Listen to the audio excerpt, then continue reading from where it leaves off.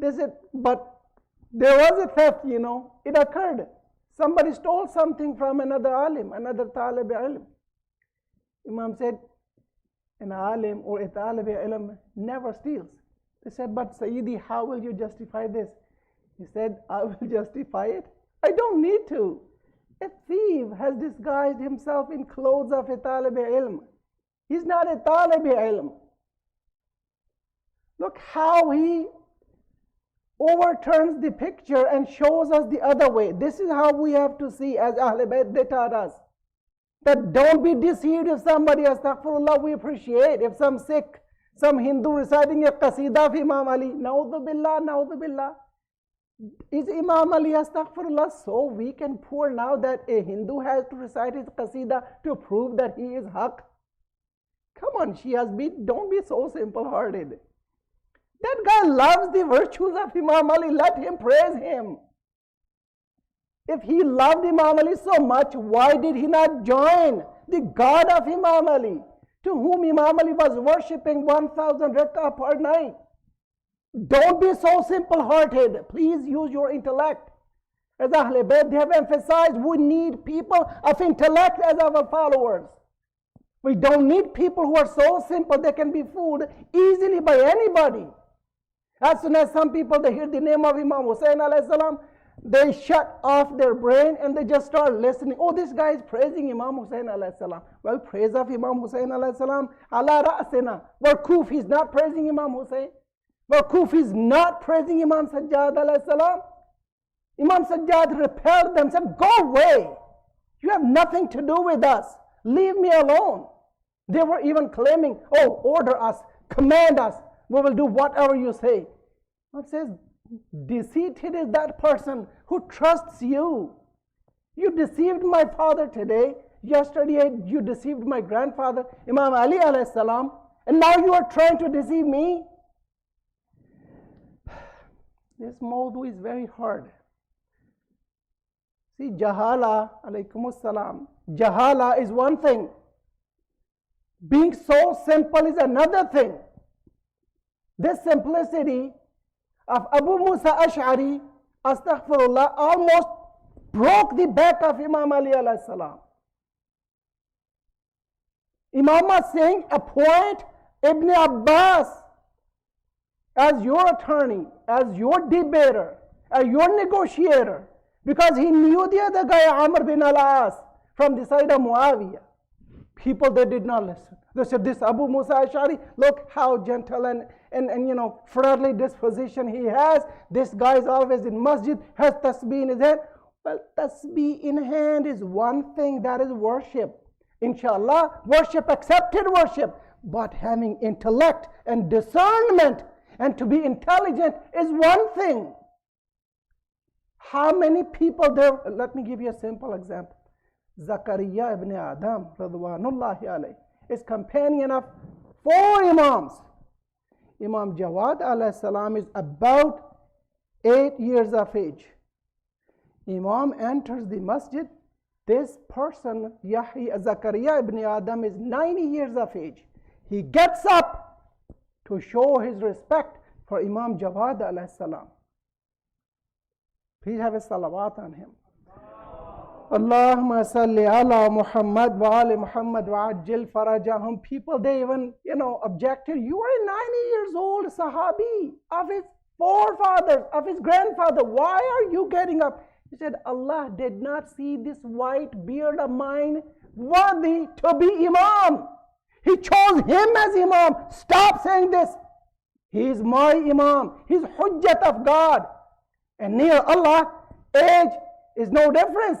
Isa alayhi salam was few hours old and he said, Inni Abdullah, Atani al-Kitaba wa ja'alani Nabiya. Look, if we stick with Quran and Ahl Bayt, they will show us the straight path and they will never let us go astray. Have a salawat. Salli ala Muhammad wa ali Muhammad. Oh Allah, reconcile us, have that discernment, have that tashkhis of haqq wa batil, and never be deceived by any temptations or guiles of shaitan or the associates of shaitan. Without your help, we cannot do it. Ya muqallib al-qulub, thabbit qulubana ala dinik. أعوذ بالله من الشيطان الرجيم بسم الله الرحمن الرحيم والعصر إن الإنسان لفي خسر إلا الذين آمنوا وعملوا الصالحات وتواصوا بالحق وتواصوا بالصبر صدق الله العلي العظيم.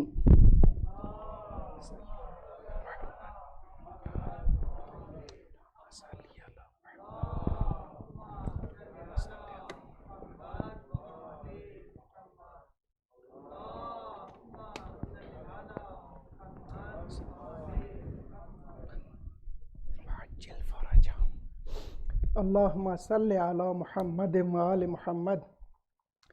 أعوذ بالله من الشيطان الرجيم بسم الله الرحمن الرحيم الحمد لله رب العالمين والصلاة والسلام على سيدنا ونبينا أبي القاسم المصطفى محمد. اللهم صل على محمد وآله الأطيبين الأطهرين المنتجبين سيما علي أمير المؤمنين والصديقة الطاهرة سيدة نساء العالمين والحسن والحسين سبطي نبي الرحمة وإمامي الهدى وسيدي شباب أهل الجنة وعلي بن الحسين ومحمد بن علي وجعفر بن محمد وموسى بن جعفر وعلي بن موسى ومحمد بن علي وعلي بن محمد والحسن بن علي والحجة الخلف القائم المهدي. اللهم صل على محمد وآل محمد حججك على عبادك وأمنائك في بلادك. اللهم صل عليهم صلاة دائمة ذاكية متواترة متواصلة وصل على أئمة المسلمين وحماة المستضعفين وهداة المؤمنين. So we were saying opponents have fabricated lies, and Imam Rida alayhi salam is teaching us they enter from three doors. Door number one is they exaggerate about our fadail. So then they may relate to our Shia that these guys call Ahl Bayt gods. They worship them, while such thing does not exist. Second tactic of theirs is that they do taqseer for Ahl Bayt alayhimus salam. They decrease their rank, what Allah Jalla Shanu has put there for them. So by doing that, Imam says, when they do this, they create that aqidah into other people's hearts, that Ahl Bayt don't hold such status. These Shias, these are the lies of theirs. They belie and they simply play these tactics. Number three, Imam says that because what they have fabricated as our defects, as our shortcomings, when they report, what they do is, this is the most dangerous, and it applies even today. Imam says they start abusing and telling defects of our opponents, of other people. And then Imam quotes the ayah, لا تسبوا الذين يدعون من دون الله. Don't abuse anyone's God, whoever they invoke. If you do that, let's not those people start abusing your true God out of ignorance. Look how clearly my whole emphasis is that in the age, in the time of Imam Masum, and it goes back to even age of Rasulullah. Don't be amazed. Imam is reporting this hadith from Rasulullah himself. Sallallahu alayhi wa alihi wa sallam. Salli ala Muhammad wa ali Muhammad. Imam gives it a beautiful finish. Imam says, when these simple-hearted Shias, they report mathalib, meaning defects, shortcomings of others, this third group, they relate those mathalib, and even worse, they defame us. So if a Shia is basically throwing a stone somewhere, he is the reason to throw that stone back to Imam Masum. So this is the reason today our Maraja, they are openly shutting this door firmly. Don't say bad about other people's dignitaries, others' muqaddasat. Don't abuse them. Be reasonable. Let me not say from my own. Let me complete the beautiful hadith of Imam. Up to here you heard it. Now look how Imam Masoom wants to guide us. And it's our duty, it's incumbent on us to go only the way where Imam takes us. Not use our own intellect, not use our own understanding, and never give our own opinion when a Masoom has given his opinion. This is what Imam says, Yabna Abi Mahmud, O son of Mahmud, either akhadha nasu yaminan wa shimalan, when people will go right and left with their own opinion, with their own desire, whatever they think, and pick and choose, what will happen? Imam says, falzam tariqatana. Instruction number 1, it's Amr. Hold on to our way, Ahl Bayt's way. Hang on to our teachings. Adhere with what we have taught you guys. Don't listen to these guys. Don't follow your own desires. When these two doors are shut, I don't go with my own opinion. I don't follow what I like to do. I only follow what my Mawla tells me to do. That is the way. What Imam says, if you do that, what will happen? Imam says, Man lazimana lazimnahu. Whoever hangs on to us, we will hang on to him. Wa man faraqana faraqnahu. Whoever abandons us, meaning our command, we will abandon him. And whoever abandons them, he falls right straight in the hands of shaitan. Look how clear-cut instructions came from Imam. Imam does not stop there. Imam continues. It's a beauty. He gives example which fits those days even, and today I think maybe in the best possible way. Imam says, Inna adna ma yakhruju bihi rajulu min al-imani. The least thing a person can get out of his iman, meaning he can lose his iman, is this. He says, An yaqula lil hasati hadhihi nawatun. He has a pebble in his hand. He says, it's a precious stone. एक मामूली कंकर को कहे ये हीरा है. Imam is warning. Look at the example. This guy, when a pebble in his hand says, this is a precious stone, ثُمَّ يَدِينُ بِذَلِكَ, then he makes this as his deen, starts believing in that. Deen means makes it a belief that what he has is gold, while it's not gold, it's a stone. وَيَبْرَأُ مِمَّنْ خَالَفَهُ, the most dangerous part. And whoever opposes him in his understanding calls him kafir, does bara'at to him, does takfir of him. Look today, takfiris, whoever opposes their beliefs, whoever opposes what they think is right, they call them kafirs. If you even touch the holy stones of Kaaba and you just want to kiss your hand, they say, Hada min a'zam shirk. This is the greatest shirk. La ilaha illallah. House of Allah I'm kissing. Is this shirk? But, well, this is what they believe. So my point, we have to be very careful. The last point Imam gave here is Yabna Abi Mahmud. This is the last line of the hadith of Imam. Imam says, O son of Mahmud, ihfaz ma haddathtuka.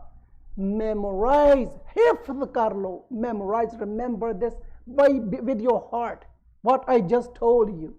If you practice this, فَقَدْ جَمَعَتُ لَكَ خَيْرَ الدُّنْيَا وَالْآخِرَةِ. I have gathered for you the best for this dunya and the hereafter. What are the messages in this precious hadith? Number 1, Imam says, don't impose on yourself your own understanding. Take instructions from Rasulullah and us and Quran Kareem. Look how this will save us. And it's basically a salvation. I don't need to do my ijtihad. Awliya of Allah have done that ijtihad for me. I simply just follow what they taught us. And it makes sense. And it's in conformity with Quran Kareem's teachings. He's telling us not to be in that tafarqa, not to relate lies to us, not to exaggerate about us, not to be associate of these liars. Beware of them. Don't listen to what they tell you. Hang on to our teachings, tariqatina, our path. And that path is so clear cut, so well known. 11 Imams, they told us during their time for about 260 years, what is their path. It's unto us, it's a big duty to go and do research. Read about them. Listen to their majalis. Come to the Jumma Nawaz. Be connected with your community. This is how we learn it. Recite the book of Allah. As Imam Sadiq alayhi salam says that a covenant between Abd and Allah is the Quran. A mu'min, it's worthy for him to recite 50 verses of Quran per day to know what has been written down in this covenant. When even you don't know what are the provisions of this covenant, how are you going to benefit from it? So these are the least. Another message I want to give you is that be careful who you listen to. One might be very fluent. Was Abu Sufyan not a Fasih Arab? But Abu Lahab not a Fasih Arab? But Allah says, Tabbat yada Abi Lahabin wa tab. Language is a tool, not everything. There are speakers who are so amazing. I love to listen to them also. But pay attention, what are they saying? The message, that is the most important thing behind a speech. The aqidah, is he or she strengthening your aqidah? Or is it destroying your iman? So be careful. Then khair is to cling with Ahl Bayt alayhimus salam and not to follow our own desires. And lastly, and maybe most importantly, we have to keep our iman by staying away from these deputies of shaitan. So that emphasizes that we must know them who they are. We should do research about the aqidah of theirs, that what do they believe, what are their, what is their madhab of the speaker. He might be good, he might be eloquent, he might be very good at Arabic language, but don't be amazed by these tactics. Shaitan is maybe the a'lam of all these. But shaitan, does Allah love him? No. He is the one who is the leader of the people who will go in hellfire. We do dua, O Allah, for the sake of Ahl Bayt alayhimus salam, help us hang on to the teachings of Quran and Ahl Bayt, which was left by your holy apostle sallallahu alayhi wa sallam. Never let us depart them.